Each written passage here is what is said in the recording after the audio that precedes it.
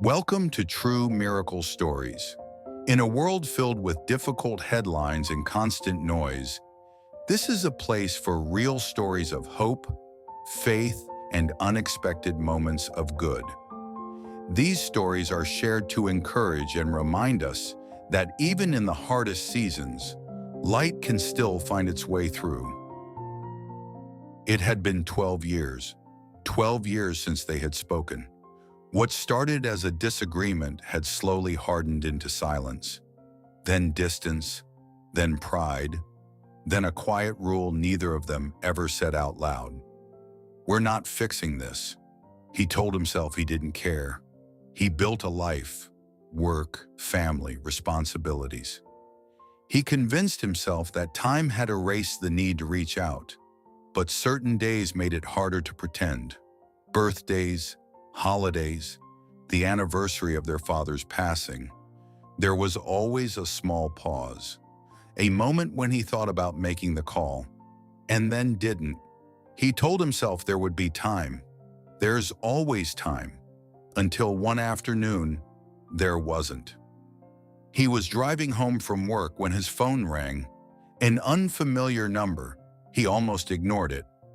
But something made him answer. It was a nurse. His brother had been admitted unexpectedly. Nothing life-ending, but serious enough. The nurse said, "He listed you as his emergency contact." He pulled his car over, sat in silence. He hadn't spoken to his brother in over a decade, and somehow, his name was still the one written down. The drive to the hospital felt longer than it should have. He rehearsed what he might say, or whether he'd say anything at all. When he walked into the room, his brother looked smaller somehow. Not weak, just human. They stared at each other for a few seconds that felt much longer. Then his brother said something unexpected. "I didn't know who else to put." It wasn't dramatic. It wasn't poetic. It was simple and honest. They didn't solve 12 years in one conversation. They didn't unpack every misunderstanding. They didn't revisit every argument.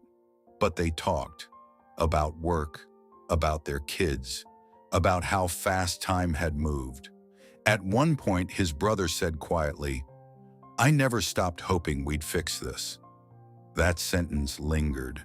He realized something in that moment. Pride had kept them apart. But love had never actually left. The miracle wasn't the hospital call. The miracle was that the door hadn't been fully closed. It had just been waiting. Over the next few weeks, they started small. A text, a call, coffee. There were awkward moments, but there were also laughs, shared memories, and something neither of them expected: relief, not because the past disappeared, but because the future didn't have to carry it anymore. Sometimes miracles don't look like lightning. Sometimes they look like a phone call answered, a name still written down, a chair pulled close, and the courage to begin again. Sometimes time creates distance.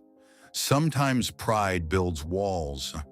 But sometimes grace leaves the door unlocked.